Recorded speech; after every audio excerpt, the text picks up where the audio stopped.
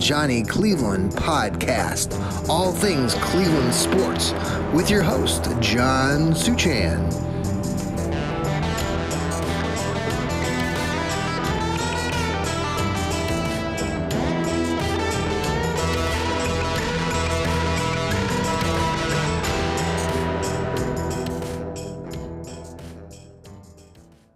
Well, good evening, everybody, and welcome to another episode of the Johnny Cleveland podcast. It is 9:56 on a Saturday Night Live with your one and only Johnny Cleveland here on the Fanatical Elves Network, part of Fans First Sports Network. We appreciate you tuning in to our programming here on the Fanatical Elves Network.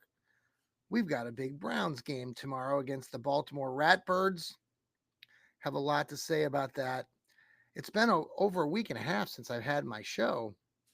Last time we had our Johnny Cleveland episode, I had my colleague from my other gig at Licking Heights, Troy Current, came on. We talked about all sorts of things about the Bungles and, of course, Cincinnati Chili. Had a lot of fun with that.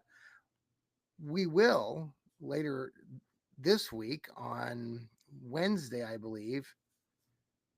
We're still gathering all the details, but we are going to have another episode with some of my colleagues from Licking Heights and part of it's the Fantasy Football League that we're part of. So we're going to have a few of the coaches and colleagues of mine join us, and we're going to be talking about the Brownies and all of the NFL, because not all the guys are Browns fans. Surprise, surprise.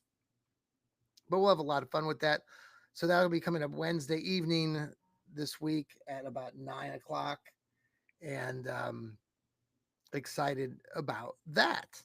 So I know some of you, and I just want to give shout out to all of you guys, all of you people out there who listen to our programming, especially my show right now, the Johnny Cleveland podcast. It's funny, I've been doing this show before we started with the Fans First Network. Started about 2020, around the pandemic time, and it's nice to get occasionally, folks that'll say, "Oh, I listened to your show," and it's random sometimes, and sometimes it's from family and friends, and it's reassuring. I know that there are a lot of different podcasts and networks that you can listen to for your Browns news, and we are Browns fans just like you. We have the highs and the lows, the emotional highs and lows. We yell, scream, cry, all of that. Being a Browns fan, being a Cleveland fan, it is something that we are born with.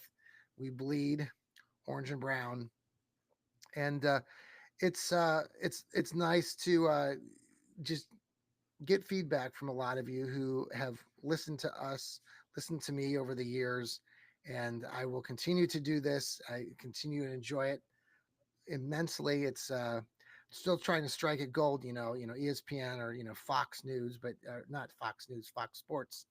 Anywho, there's still a chance, right? So, all right. Some of you were asking. Well, many of you know how I feel about the Browns most days because I wear my emotions on my sleeve. It's always interesting too, amongst all of you other Browns fans out there, because we are Browns fans, like I just said, like you, but we're all a little bit different. And it's always hardest when Browns fans lose a game, because not all of us react the same way. We don't handle losing the same way. And what that leads to is some Browns fans liking to tell other Browns fans what they should and how they should think about being a Browns fan.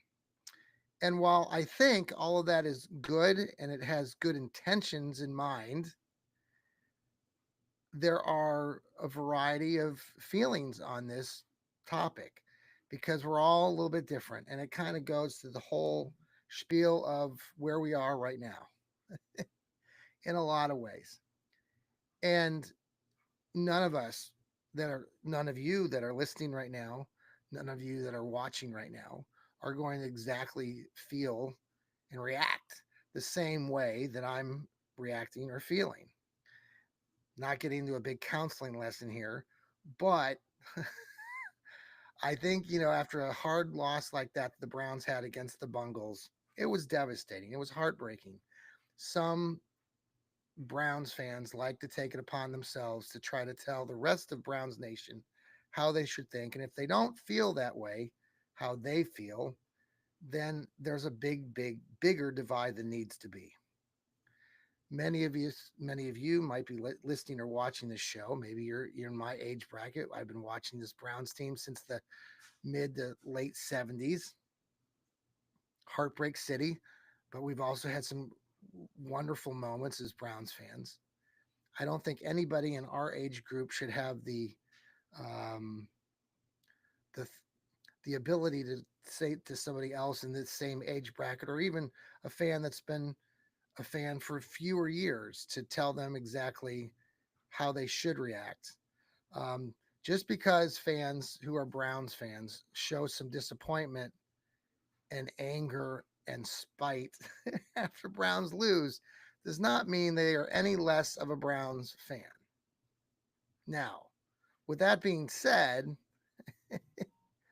there are a lot of people that call themselves Browns fans who are in my probably our age bracket or older, who take it upon themselves also to go onto social media platforms, I call it La La Land, and spread a lot of just continual negativity.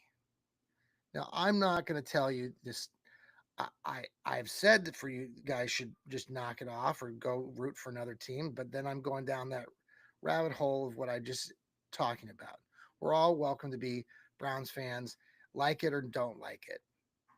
But there is a lot of negativity out there. And I have a choice, just like you have a choice of going into that onto those platforms, onto La La Land, and getting swept up into all that stuff that we read and see with our eyes. It can be very, very stressful. It adds another layer of anxiety for all of us. And if you think that you're not suffering from stress or anxiety when you're scrolling through a TikTok or the X page or any of that, um, check your blood pressure or check, during those moments. I get wrapped up into it as well. And it can be a dangerous, dangerous place. And so we all have to make those decisions. And I've seen people come and go. It's interesting to see people on these social media platforms, friends of mine, colleagues of mine, who have been on these platforms and they're no longer on these platforms. I've been away from these platforms, or I'll try to stay away from them more than I have, because they can lead to a lot of negativity. So we'll see what happens. I just, there's so much out there, and after a big loss like that, the Browns, are our team. We love the Browns, and so for people out there who like to say, well, you're somewhat somehow you're not a fan of this team because you're crabbing about it or you're upset about it. I think that that's just, in my opinion, it goes too far. And when you're in our age group and you've been a fan for a long, long time, um, there are things that you just don't uh, make those decisions for other people on. So I hope all of you out there who are watching and listening can appreciate that about Browns fans. Now we got a big game against the Ratbirds. I do want to get into that. The Bengals game was very tough, heartbreaking. Like I said, they should have won the game. I know it's a team sport, and collectively the team could have done more things instead of leaving it up to the rookie kicker who missed an extra point and then missed a crucial 3 point a field goal with about was about 2 or 3 minutes left in the game. He missed it after all that momentum that the Browns defense had built up, and the two straight sacks by Myles Garrett and the other sack by Isaiah McGuire.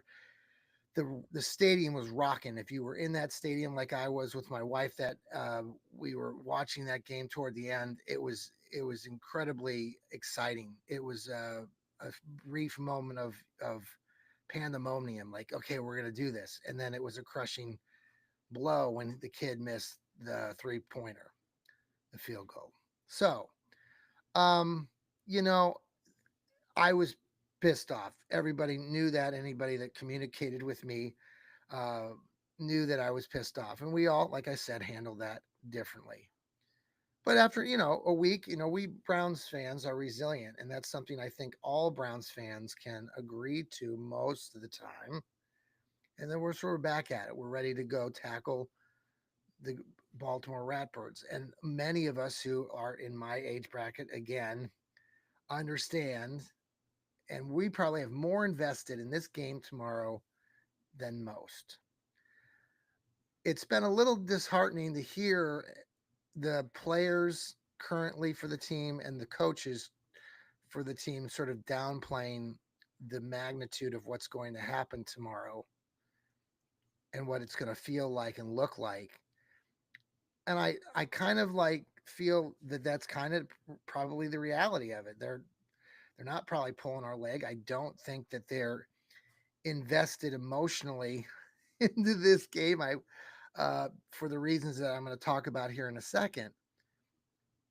It would be nice to think that all professional athletes just are totally invested how we Browns fans of Northeastern Ohio feel about things. But they're not. They're getting paid millions of dollars. And it's nice to hear Miles Garrett, this past week say that he's won with the city. Great. First off, Miles, stop jumping off sides. You had one offsides penalty. Let's not do that tomorrow against the Ravens in a crucial moment. But, even I heard Denzel Ward, who from Ohio State, he knows about this rivalry and how it all started, but didn't sound particularly like it was something he was planning to, smash tackle the Ratbirds because of it. While we as fans want to smash tackle Baltimore and the Ratbirds and Art Modell, who's deep 6 feet under, um, they just don't have. They don't understand. They weren't here. Most of the players I saw somewhere only 4 players in the Browns were even born when the Browns were stolen by Art Modell in 1995, 1996. So tomorrow, the Ratbirds are planning a celebration, a jamboree, like I think Rod Bloom quoted from the Browns Blitz. I used that in my article today from both Fans First article and Northeast Ohio Sports Insider's article. So thank you, Rod. But they're having this stupid, boneheaded celebration of stealing the Browns from us, from Cleveland, from the fans. Art Modell is an evil, evil, evil man, will never be in the Hall of Fame because of what he did. But the NFL allowed him and allowed Baltimore to take this team. It was interesting talking to Joel Cade earlier in the week because if you go back and, understand the history of what was going on back then, Baltimore was not going to be given a new franchise necessarily.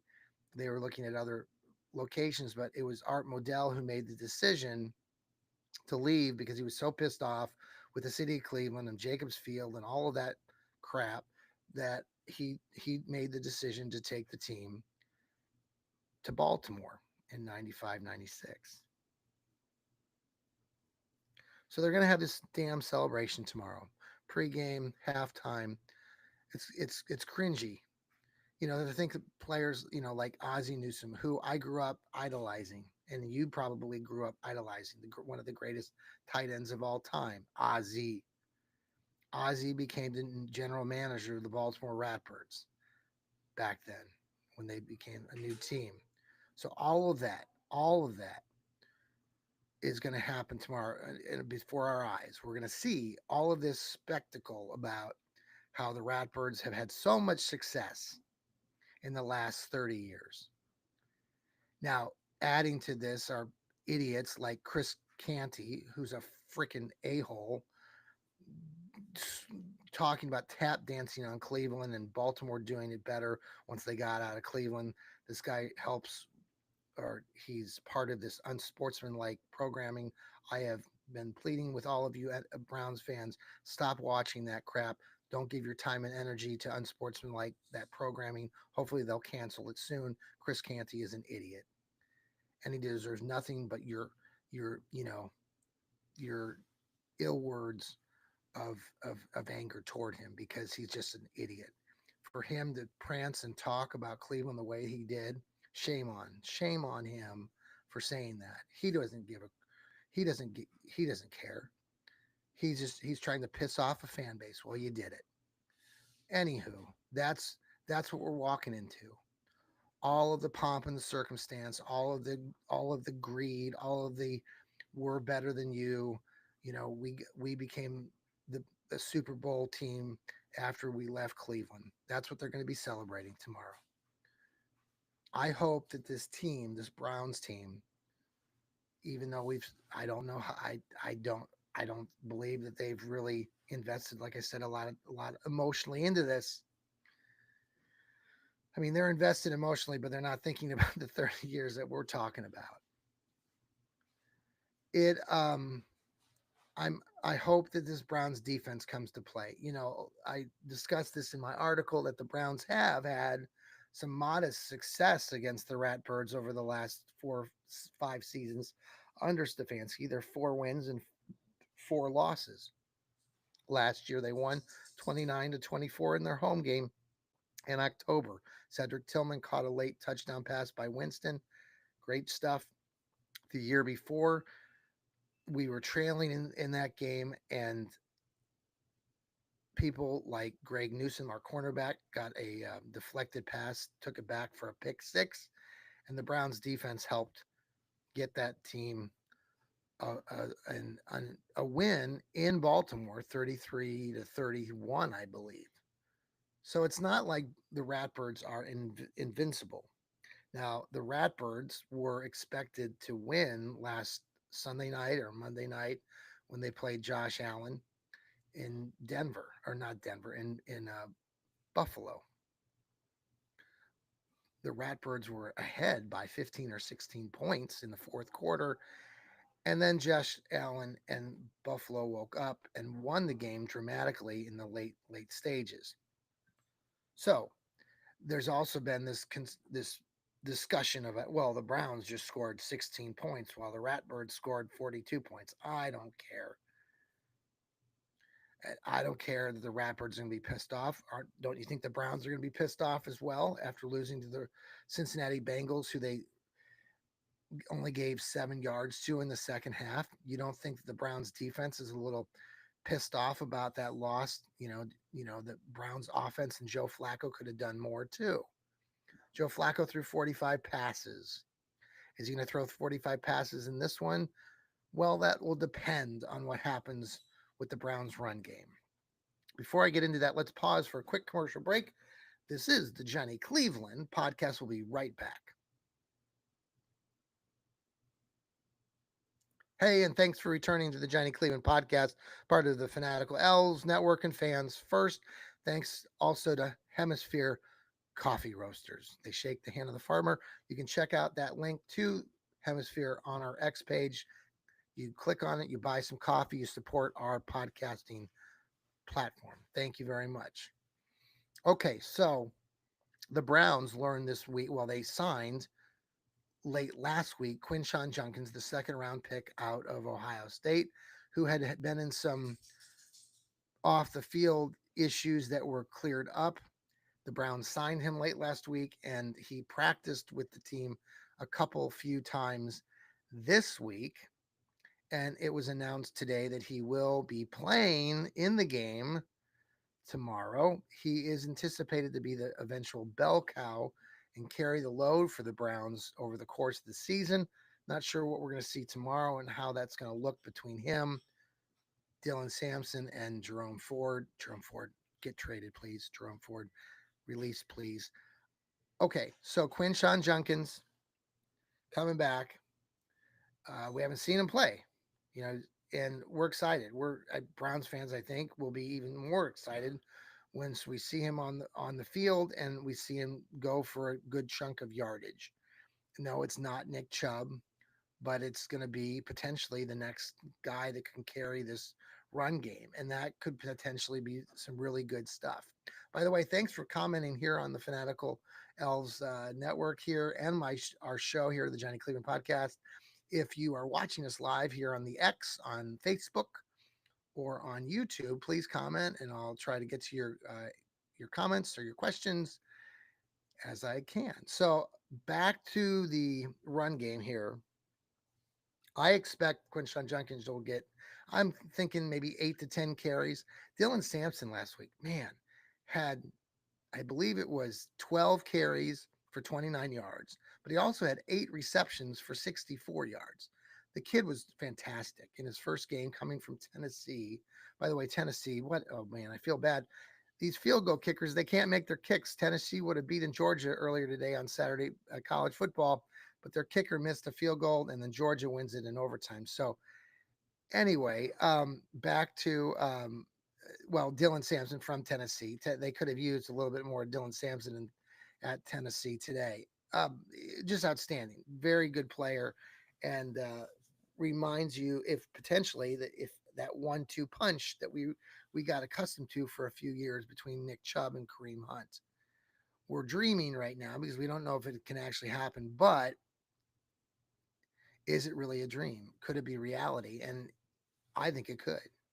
So let's see what happens tomorrow. I think if they can establish the run, that's going to be good news for the Browns. And it would be good again to see if the Browns could grab the lead early. They didn't against Cincinnati, and to the Browns' credit, they were able to bounce back and tie the Bengals up. And then the rest, we all know what happened the rest of the way. The Browns controlled the tempo of the game against Cincinnati. They need to do the same thing against Baltimore. They had about 10 or 11 extra minutes of playing time. They had 22 extra plays, like 71 to 49 on the total number of plays. So they need to do those sorts of things again. Now, Derrick Henry is the running back for Baltimore. And while a lot of people think that Derrick Henry is this, that, and the other thing, the Browns, over a history of several seasons, even dating back to when he played at Tennessee, have really controlled uh, Derrick Henry. So I'm not as worried as some Browns fans are of him running over the Browns defense. I just don't think it's going to happen. Yeah, he might get a burst or two, or maybe he rumbles for one early in the game, but the Browns will figure it out and they will make their adjustments. I think the Browns offense on that side of the ball, Joe Flacco, we all know Joe played for the Ratbirds. He won them a Super Bowl back in 2013. He knows Baltimore. He's talking about his whole family being there, relatives, friends coming down from New Jersey. This is a big moment for Joe Flacco. Joe Flacco, who probably doesn't have more than a year or two left in the tank because he's 40 years old, folks. So I imagine that this game is going to be very important to him. And I believe that he could have one hell of a game. And if he has one hell of a game, which he's had a lot of hell of a games of late for the Brownies, then I think that could lead to victory again for the Browns. He's passed for over 300 yards over 5 straight games, leading to last week's game where he went for 290. If Jerry Jeudy or Cedric Tillman don't drop a few easy passes to them, then Flacco goes over that 300 mark again. Didn't happen, but Joe Flacco will be prepared and ready. And he knows Baltimore better than anybody. So that's the other advantage I feel that the Browns have going into this game. You have a very savvy veteran quarterback that knows this team. It was his team for a decade. So while we're all mesmerized with Lamar Jackson, poop and pants Lamar Jackson, I'm excited about Joe Flacco leading the Cleveland Browns tomorrow to victory. That's what we should be excited about. Now, that will players like Lamar Jackson or like Jerry Jeudy, Cedric Tillman, these players need to step up. Harold Fannin, the other rookie, what a hell of a first game for him. I expect to see him do some really good things. David Njoku needs to step up big time. He is the veteran. He should be the leader of this Browns team, and he should be the one stepping up tomorrow and helping Joe Flacco lead the Browns to victory. They can get a victory. They can win this game if everyone does their very best. Now, the Browns don't have to play a perfect game. I get annoyed all the time when you hear people say, well, they can't make any mistakes. All these teams make mistakes. Nobody's going to be perfect, and the Browns don't have to play a perfect game. They just have to be better than their opponent on Sunday. And if they do all these little things, run the game, protect the quarterback, have a good line, get to the quarterback on our end in Lamar Jackson, put some pressure on him. I know Steve Gill and Sam and I were talking about putting pressure on Lamar Jackson. The Browns in their defense have had a history of putting some good pressure on Lamar Jackson. Believe me, Jim Schwartz will figure that out to put more pressure, and that will make Lamar Jackson a little more nervous. And maybe he will be making the mistakes. So I'm excited to see what we get tomorrow. Now, there have been moments in this series where first game for Kevin Stefanski, when he went against Baltimore for week 1 of the 2020 season, we got shellacked. We got toasted. It was a it was a terrible, terrible game for everybody, and everybody, including myself, thought that Kevin Stefanski was a mistake as a coach. Well, I'm not quite sure if Kevin Stefanski's a mistake. He is going to the year 6. He needs to prove some people wrong. He's never been 0-2, so we have that going for us. So we'll see. But there is some excitement, and we should all be excited about that. Let me see here. Who do we got? We got Jeffrey. Hey, Jeffrey, thanks for watching us again tonight. Jeffrey commented, I think the team is fired up. Did you hear the comments that they made about the Ravens? Yes, I've heard some different comments. Grant Delpit was making some comments as well about Derrick Henry not being that difficult to tackle. He did have a really nice tackle against him last year. And again, thanks again. Jeffrey also comments that hopefully Kevin will let Joe Flacco air the ball out a little bit. I believe he will. I do. I believe, and that's I think what we have going for us. And I think that Joe Flacco knows the Baltimore Ratbirds, like I just said, better than anybody. So it should be a lot of fun. Emotionally, I think there are a lot of Browns fans in my age group that are really invested, even more so in this game tomorrow, just because we know what Baltimore's planning on doing and what they're planning to celebrate. And it's a slap in the face to every one of us Browns fans. It should feel like a slap in the face to the Browns themselves, but I think like I said earlier, I think the coaching staff and the players are downplaying it. And to be honest, I don't think these young players really understand what we as a fan base went through 30 years ago. And you can't blame them. But I wish at times that there was more time spent trying to teach these kids. But in this day and age, where everything is instant gratification and just in the now, we got all these things, TikTok and Snapchat, and everything is instantaneous. I just don't think that they can grasp they can grasp what's happening tomorrow. Now, us older fans, we just want to run out on the field. We want to, start a fight. We're ready to, I'll go all out. We want to do battle with all those Baltimore Ratbirds because of how what they did. But so we're gonna all be invested in this game tomorrow, us fans. And rain or shine, the Browns are gonna win or lose this game. We'll have another game the following week. The Browns have a home game against the Green Bay Packers. So we will live to play another game.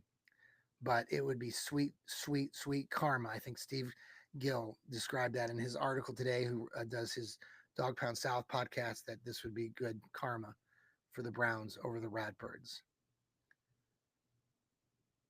We've talked endlessly about kind of this experience and what it's done to us, our fan base. And, some people just say, well, we just have to move on. But for what the Ratbirds are doing tomorrow and purposefully, classlessly having this event where there is some choice. And I heard Steve Gill was talking about this, that NFL works with all NFL teams, when they're looking at the schedule. And when it comes to the first game of the season at home, my understanding from what Steve has said is that the NFL gives some latitude, some flexibility in who they have in that opening game. And they were part of that process to have Cleveland come in. Now they have a home game next week against the Detroit Lions. The Ratbirds do. So for them to purposefully bring in Cleveland to then have this god awful celebration is just a huge slap in the face. It's a gut wrenching thing. And I just hope that we can piss on their parade tomorrow. And that will be good karma. So, everybody, hopefully, you sleep well tonight and wake up getting ready, get excited about this big game tomorrow. Um, and Jeffrey posted too. This is interesting. Thanks, Jeffrey, for posting this too. He didn't want to start watching football until Johnny Manziel was drafted, and that's what I get to a lot with our fans. And there's no wrong in that. And what you fans just did not experience what most of us older fan base did. Go back. I've seen some videos on La La Land, the social media land, showing some of these old clips from that last game in 95 where the Browns played the Cincinnati Bengals at the old municipal stadium, and that feeling there, and all of that, just the build up, and then the press conference that Art Modell had in a parking lot in Baltimore, and the Baltimore mayor coming out and celebrating this godforsaken move of stealing the Cleveland Browns to Baltimore is just shameful. So if you didn't live through it, it was a really crazy, weird time in Cleveland, Northeastern Ohio history, because no one in their right mind thought that Cleveland would ever not have a pro football team, considering the whole history of Cleveland, how they came into the NFL with Paul Brown, bringing this team up, with Paul Brown being from Massillon, Ohio, being, Massillon high school coach, Ohio State coach, coming to Cleveland, creating the Cleveland Browns, Jim Brown, Paul Brown, all of that. Art Modell that's why we despise Art Modell, who's deceased now for many years, but why so many fans of the Cleveland Browns loathe this man, because he fired Paul Brown. Paul Brown creates the Cincinnati Bengals to contest the Browns, and then he steals this team from Cleveland and takes them to Baltimore. Just a sad time in Cleveland history. So we live on. We have our new team, and we will continue to be successful and gain momentum. And there's no better way to gain that momentum in winning tomorrow, beating the Ratbirds, and enjoying every second of it. That's the hope. That's the dream. That's that could be the reality. Again, if we lose, we got a game the following week. Now I'll be pissed off like you. I don't know if I want to be talking very much, but we'll see. Now tomorrow morning we will have a pregame show. Steve Gill and I will be on a pregame show tomorrow morning at 9:30 Eastern. So stay tuned for that. We'll also have postgame reaction after the game is over. So come back and watch our postgame programming. I'm excited, looking like I'm going to be at the Green Bay game, getting credentialed to work with Northeast Ohio Sports Insiders. Have quite a treat. First time I'll be able to watch and follow the game and bring all the latest to you from the press box at Cleveland Browns Stadium. So super excited about that. You have a dream, you want to do something even at a young age. I always wanted to do some things in radio and TV when I was younger. Started with the radio show, helping out at a radio camp at the College of Worcester when I was a youngster. And so uh, carrying that on and getting a chance to do a little bit of being in the press box area next week at Cleveland Brown Stadium will be quite a thrill, and look forward to maybe doing many more of those opportunities. But you get that if you're watching us here on the Fanatical Elves Network, part of the Fans First Network. I'll have that exclusive material to give all of you. So stay tuned for all of that. Um, one more comment here. I see that we've got a comment from Jeffrey again, who says, "I wish Joe Flacco was 30 years old because him and Kevin had the same mindset when it comes to." Yes, yep, I agree with that, Jeffrey. Joe could last maybe another year or two, but he's going into game two right now. He hasn't had a season longer than 7 or 8 games for the last 7 or 8 seasons. So we'll see how much more time we have with Joe. Hopefully he stays upright for the most part tomorrow. Everybody, I hope you have a very good rest of your evening, and get some rest tonight.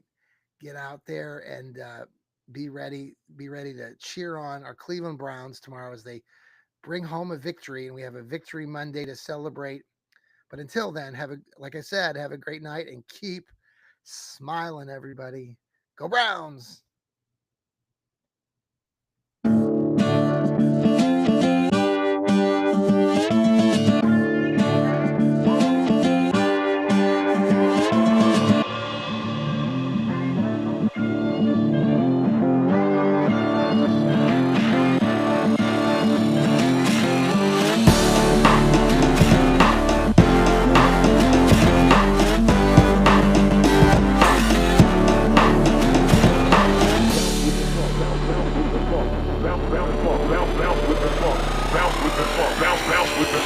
Bounce with the rhythm, bounce